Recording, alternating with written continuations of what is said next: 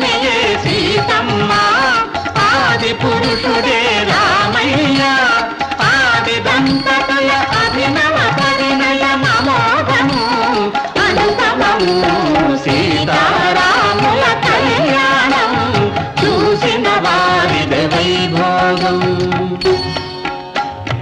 ఎర్రన్ని దోసిట తెల్లన్ని ముత్యాలు సీత తలబ్రాలకై తీసిన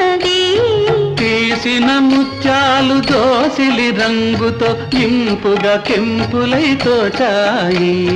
కెంపులనుకున్నది రామయ్య మైకాయ సోకగా నీలమ్ములైనాయి. ఇన్ని రంగులు చూసి ఇంటి తెలబోయింది. జనకులుడు చిరునవ్వు నవ్వాడు.